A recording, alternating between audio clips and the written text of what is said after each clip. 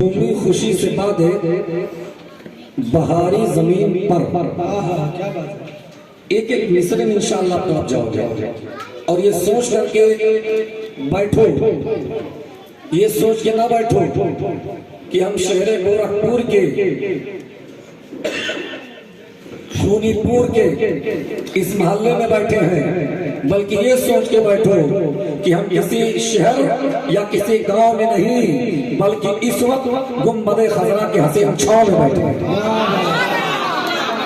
तो शेर को जरा देखें, झूमी खुशी से बादे बहारी जमीन पर, झूमी खुशी से बादे बहारी जमीन पर क्यों झूमी।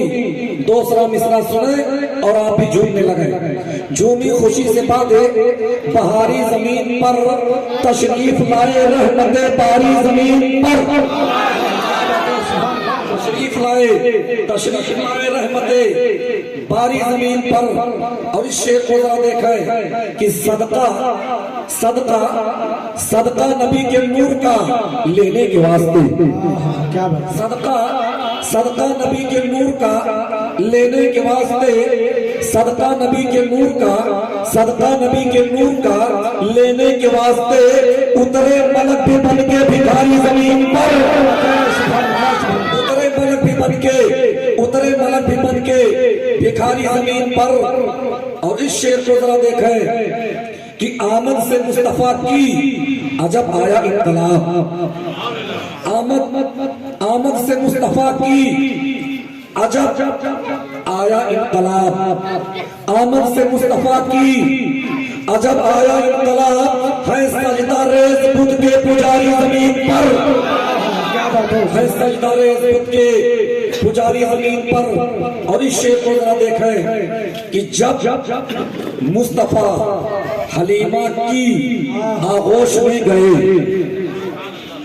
ये जो मैं शेर पढ़ रहा हूँ और शेर का जो दूसरा मिसरा बोलने जा रहा हूँ, मुझे उम्मीदें कवी है और प्यारे आका की रहमत पर भरोसा है कि आपसे कहीं ज्यादा इस शेर पर उलमाए कराम भी सपोर्ट करेंगे। पूरा मजमा मोहब्बत नबी में टूट करके इसका इस्तेमाल करे कि जब जब जब जब मुस्तफा हलीमा की आगोश में गए, जब मुस्तफा हलीमा की आगोश में गए, उड़ने लगी फिर उनकी सवारी जमीन पर।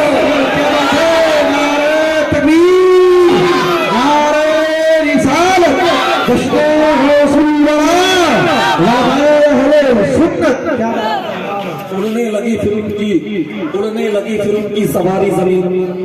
और इस शेर को जरा देखें, है जलवागर जमीन पर अल्लाह के हबीब। एक बात बताओ शहर गोरखपुर वालों, नबी का रोजा कहाँ है? मेरे नबी का रोजा कहाँ है? गुंबद खजरा कहाँ है? मदीना में। नबी का मजार कहाँ है?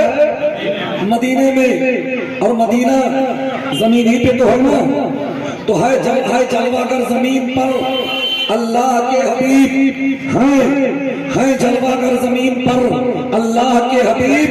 वो आसमान कैसे हो भारी जमीन पर, वो आसमान कैसे हो भारी जमीन पर। अब एक शेर जो हालात हाजरा के ताल्लुक से, बदअमालियां हैं आजकल बामे उरूज पर, बदअमालियां हैं आजकल बामे उरूज पर, बदअमालियां हैं आजकल बामे उरूज पर। फिर ज़लज़ला ना आए क्यों प्यारी जमीन पर, ज़लज़ला ना आए क्यों प्यारी जमीन पर। जब ज़लज़ले आते भूकंप आता है तो लोग कहते हैं साइंसदानों से पूछो, अगर जापानियों से पूछो तो जापानियों का यह अकीदा है ये जमीन जो है एक सींग पर है बैल के, उसी पर होता है जब अपने सींग को यानी इधर से उधर चेंज करता है तो जमीन हिलने लगती है, जलजला आ जाता है। तो किसी ने कहा यानी जब बुखारात इकट्ठा हो जाते हैं निकलने की जगह नहीं मिलती है, साइंस का ये कहना है तब जाकर के जमीन फट जाती है, जलजला आ जाता है।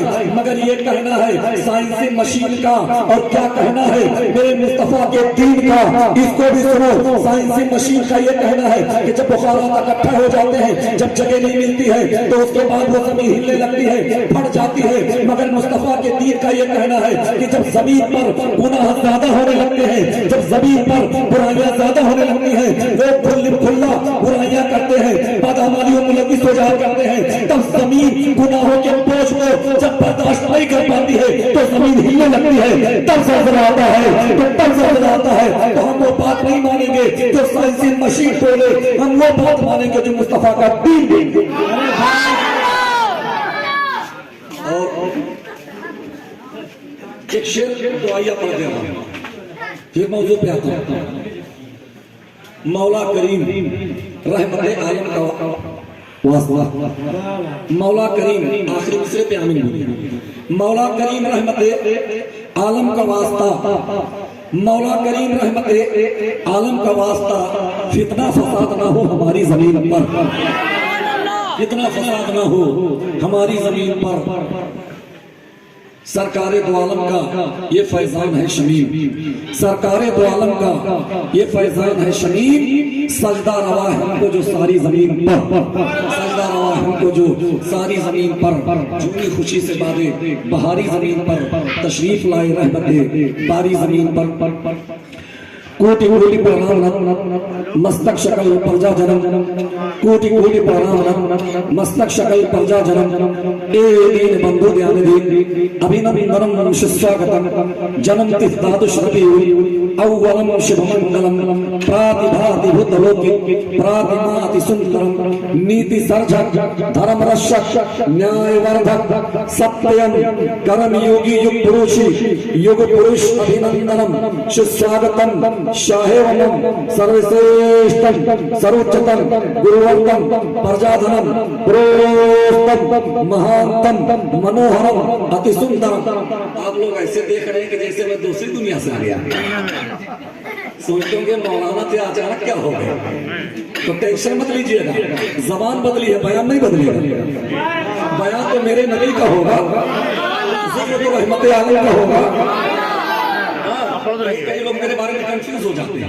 बोलते रहिए, बोलते रहिए, बोलते रहिए। मोहब्बत से बोलो सुभान अल्लाह, और दिल लगा के बोलो। अच्छा हाथ उठाने के लिए उठाओगे, हमारे ऊपर नहीं उठाना, नबी के नाम पे उठाओ, सर उठाओ, छोटे बड़े सब लहरा के बोलो या रसूल अल्लाह, या रसूल अल्लाह, या रसूल अल्लाह। जिन लोगों ने अपने हाथ को उठाया है सबको रसूलुल्लाह के रोज़े की ज़ियारत नसीब अता फरमाए। बहुत सारे लोग कंफ्यूज हो जाते हैं। अब तो मतलब ये कि काफी हद तक मतलब ये कहिए कि बदली छड़ गई, वरना लोग मुझसे पूछते थे कि हजरत कहीं भी जाता था तो कहते थे आप थे क्या, ये पहले समझते थे कि मैं पहले उधर था तब इधर, और समझ गए ना, हाँ कन्वर्ट हुए। तो मैंने कहा मैं तो खानदानी मुसलमान हूँ, तो बोले तो इतना कैसे जान गया। अभी मैं आपको बताऊंगा ना कि ऋग्वेद क्या कह रहा है, यजुर्वेद क्या कह रहा है, अथर्ववेद क्या कह रहा है, सामवेद क्या कह रहा है, कल की पुराण क्या कह रहा है, भागवत पुराण क्या कह रहा है, संग्राम पुराण क्या कह रहा है, वैसे सारी किताबों में इंशाअल्लाह बताऊंगा, इसलिए कि हर किताब में मेरे नबी का जिक्र मौजूद है।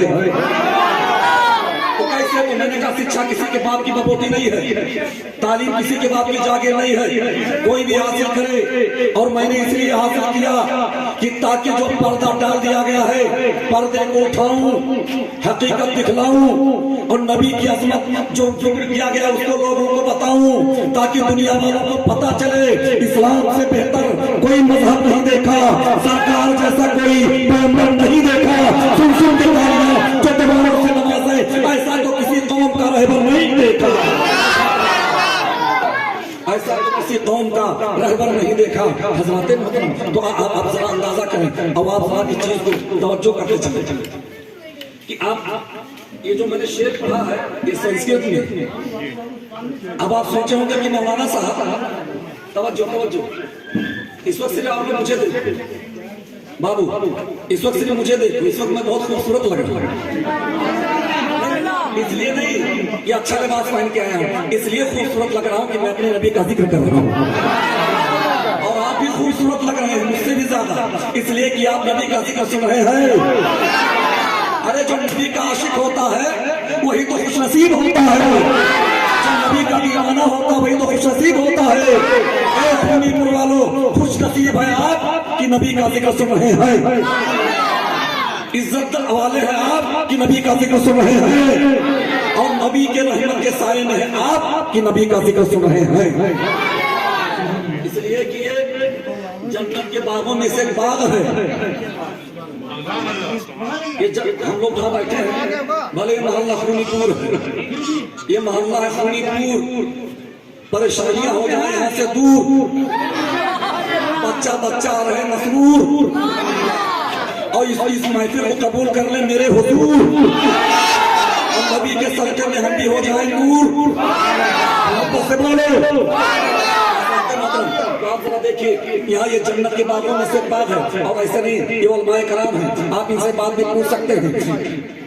जो मैं बात बोलता हूँ कहीं भी, चाहे छोटी मजलिस हो या बड़ी मजलिस हो, बगैर मतलब ये है कि अल्लाह कलम गुफ्तगू करने का आदि नहीं हूँ। तो आप जरा देखिए, ये जन्नत के बागों में से एक बाग में आप बैठे हैं। मेरे आका सल्लल्लाहु अलैहि वसल्लम फरमाते हैं, ए मेरे सहाबा, जब जन्नत के बागों में से गुजरा करो तो उनसे कुछ चुन लिया करो। सहाबा ने कहा, या रसूल अल्लाह, दुनिया में जन्नत का बाग क्या है? तो मेरे आका सल्लल्लाहु अलैहि वसल्लम फरमाते हैं कि जहाँ पर जिक्री अल्लाह उसके रसूल का जिक्र हो, वो जन्नत के बागों में से बाग है।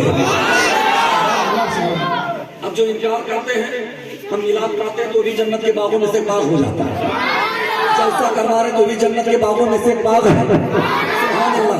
तो अल्लाह का शुक्र है कि जिक्र नबी के सदक़े में दुनिया में भी जन्नत के बागों में से एक बाग में है। सुभान अल्लाह। तो आप देखिए, कोटि कोटि प्रणाम मस्तक शकल प्रजा जनम ए दीन बंधु जानधि अभिनंदनम सुस्वागतम। ये शायर संस्कृत में नबी की तारीफ कर रहे हैं। अब आप सोचते होंगे कि मौलाना साहब, जमाने संस्कृत में लोग नबी की नाम पढ़ते हैं। अरे संस्कृत तो अपनी जगह है, दुनिया में जितनी भाषाओं का प्रयोग किया जाता है, दुनिया में जितने लैंग्वेज का इस्तेमाल किया जाता है, दुनिया में जितनी बोलियां बोली जाती हैं, हर जुबान में मेरे नबी की नाम पढ़ी जाती है।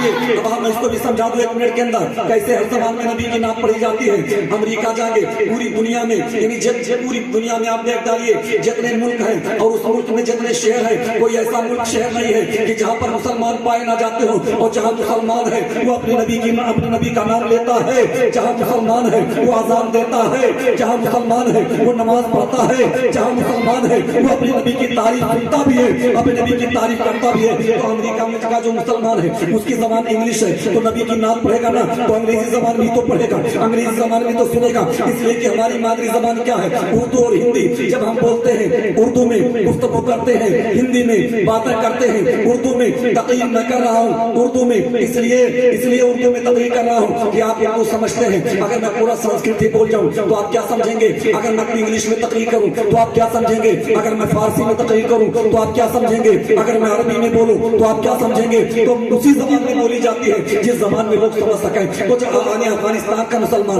उसकी जबान पश्तू है, वो नबी की नाम पश्तू जबान में पढ़ेगा। अरे दूसरे मुल्कों की बात छोड़ो, हिंदुस्तान ही में आ जाइए। हिंदुस्तान में कितने सूबे हैं? पंजाब में जाओगे तो पंजाब का मुसलमान पंजाबी जबान में नबी की नाम पढ़ता है, गुजरात वाला गुजराती जबान में, उड़ीसा वाला उड़िया जबान में, कर्नाटक वाला कन्नड़ जबान में, महाराष्ट्र वाला मराठी जबान में, नेपाल वाला नेपाली जबान में, बांग्लादेश वाला बांग्ला जबान में। तो जिसकी जो जबान होती है उसी जबान में नबी की नाम पढ़ता है। क्यों? इसलिए कि मेरा नबी सबके नबी है, मेरे पैगंबर सबके पैगंबर है, मेरे रसूल सबके रसूल है। और जो सबका रसूल है वो सबकी बोली को भी समझता है, जो सबके रसूल है वो सबकी भाषा को भी समझते हैं। यही वजह है कि नबी पाक को जिस जबान में पुकारो, मेरे नबी सबकी जबान समझते भी हैं और सबकी फरियाद सुनते भी हैं। तो कोटि कोटि प्रणाम मस्तक शकल प्रजा जनम ए दीन बंधु दयावधि अभिनंदन सुस्वागत तर्जमा कोटि कोटि करोड़ों करोड़ों यानी कोटि कोटि इसका तर्जमा होगा करोड़ों करोड़ प्रणाम सलाम हो ए नबी आप पर कोटि कोटि प्रणाम मस्तक शकल प्रजा जनम या रसूल अल्लाह करोड़ों करोड़ों सलाम सारी मखलूक आप पर भेजती रहती है।